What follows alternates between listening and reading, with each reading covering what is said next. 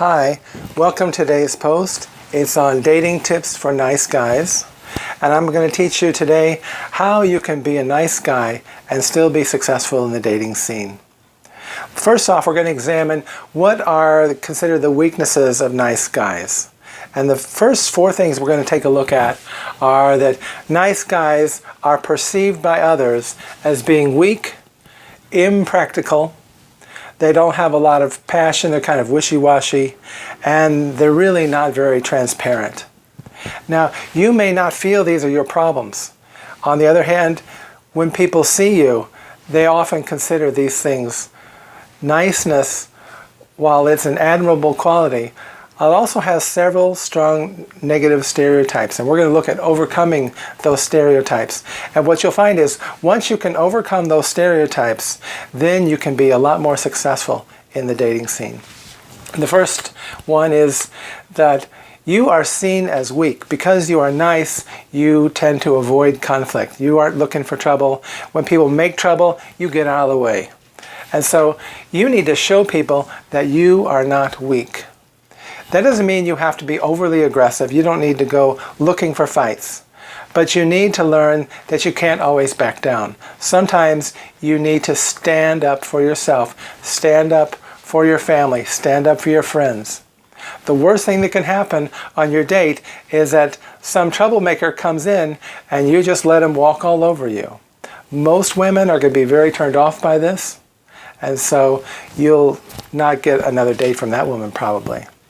Instead, you need to know when to stand up. Now, as I said, don't overdo it. All you need to do is try to figure out what would the average person do in this situation. If you can decide, okay, a lot of people or most people would take action here, then that's what you should do. Don't be in the bottom 25% of passive people. Don't be noticeable for your lack of aggression. Just try to blend into what most people would do. And that's a judgment call on your part.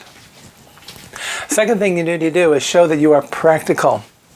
Ultimately, nice guys are not very practical because we know the world is not a fair world. We know that nice guys get picked on a lot. We know that people who are aggressive, they tend to get their way more often. And so a nice guy who chooses not to be aggressive, who chooses not to push his way forward, he is being a bit idealistic. And people are going to look at you and think that you're not practical. So you want to overcome that by getting things done. You want to make sure that you have enough resources to take care of whatever issues you're dealing with. You want to make sure that you are prepared to take action. And these 2 points are really closely connected. You need to stop being passive. Stop letting people walk on you. Stop letting people take things that belong to you. Stand up for yourself. Show that you're practical. Show that you get things done. Number 3 is nice people are seen as being kind of wimpy and wishy-washy and really not having anything that they care deeply about. Now, maybe you do care about a lot of things, but your demeanor, the way you show other people, doesn't come through. And so you need to show your passion. That doesn't mean you have to tell some girl, I love you on the first date. This is not kind of love passion. This is a kind of passion for life, a zest, a zeal for life, an enthusiasm for what you do, for your work, for your hobbies, for your activities. You want to show that you care about things. You work hard for them. You are willing to suffer to achieve what you want. You're willing to sacrifice. You have something you're willing to die for and something you're willing to live for. That'll instantly make you a more attractive and more interesting person in the dating scene. Number 4, to be honestly imperfect. One of the biggest weak points is that people don't believe that you're nice all the time. They believe that you're just acting, that you're pretending. And maybe you are, maybe you aren't. But you need to be able to be more transparent, and you need to show people where you struggle, where you get angry, where you get jealous, where you're lazy. Don't try to present yourself as a perfect image, because people don't trust you because of that. You might be afraid that they won't like you anymore if they knew the deep inside the real you. But in fact, most people will like you more because they'll feel that they understand you better. And they'll feel like you're more like them. They know that they struggle and they want to see that you struggle. So don't be afraid to show your imperfections. Be honest and be transparent about yourself, and you'll be a lot more successful. Now, once you can do these 4 things, a lot of this is just overcoming the stereotypes. But what about the real you on the inside? I want to help you talk about improving yourself. Through patience, through continual improvement, you can make yourself into a better person. You can identify. If you're going to be honest, you can identify what your weaknesses are, and you begin to work on them.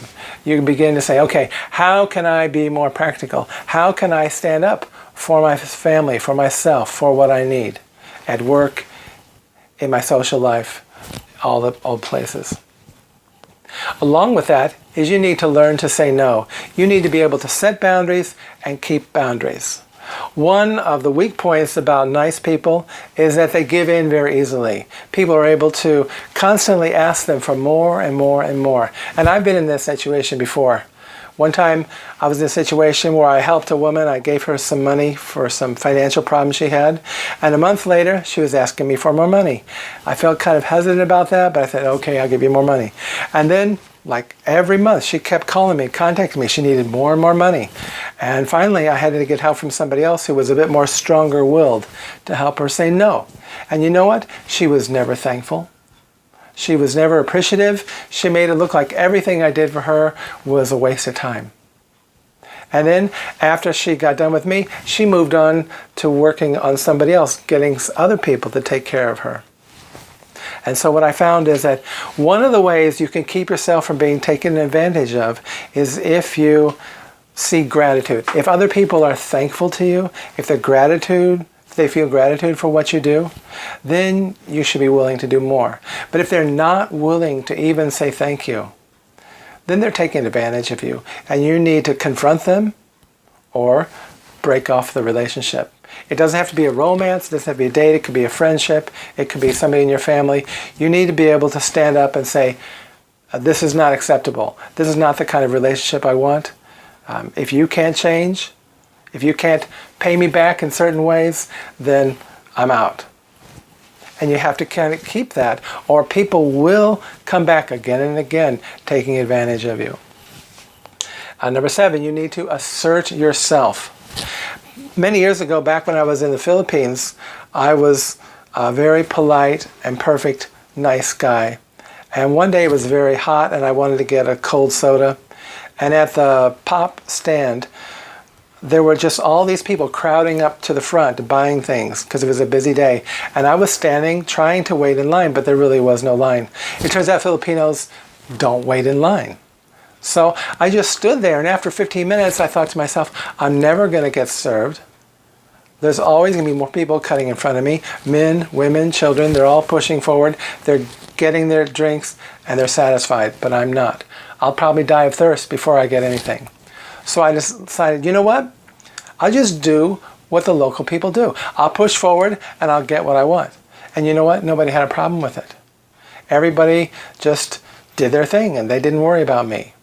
So sometimes you need to assert yourself. You need to look around and see, what are most people doing? And then you just copy that. If most people are pushing forward, then push forward.